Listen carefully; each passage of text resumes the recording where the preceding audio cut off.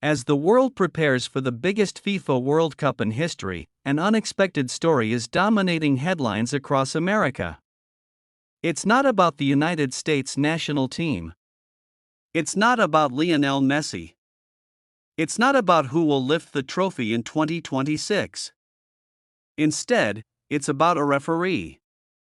A man whose dream was taken away just days before the tournament. His name is Omar Artan. A respected Somali referee who spent years working his way through African football, earning recognition from FIFA and becoming one of the most respected officials on the continent. For Omar Artan, the 2026 World Cup was supposed to be the defining moment of his career. A moment that would make history. He was set to become one of the first Somali referees ever involved in a FIFA World Cup. But then something unexpected happened. As Artan traveled to the United States, he was reportedly denied entry despite holding valid travel documentation. Within hours, his World Cup dream was over. No matches. No opening ceremony. No historic appearance on football's biggest stage. Just a return flight and countless unanswered questions. For many people around the world, this wasn't just a sports story. It was a human story. A story about ambition.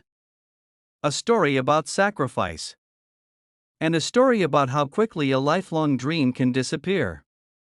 But Omar Artan's situation is only one part of a much larger conversation currently taking place across America.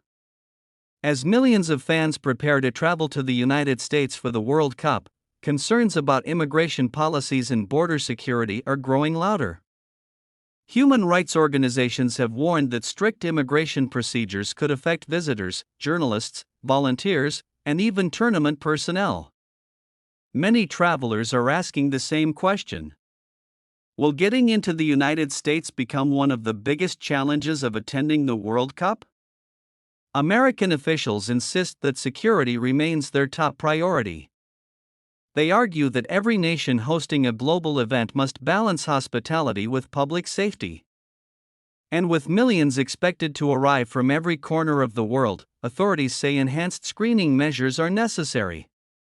But critics fear that these policies could create confusion, delays, and uncertainty for international visitors. The debate has become one of the most talked about topics surrounding the tournament. And then came another alarming headline.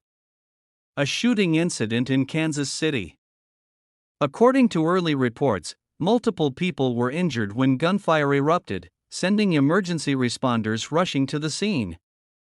Fortunately, authorities have not reported mass fatalities, but the incident has once again raised concerns about public safety in the United States. For many observers, the timing could not be worse. The World Cup is expected to attract millions of visitors. Families, children, tourists, football fans from every continent. And every new security incident immediately raises questions about preparedness.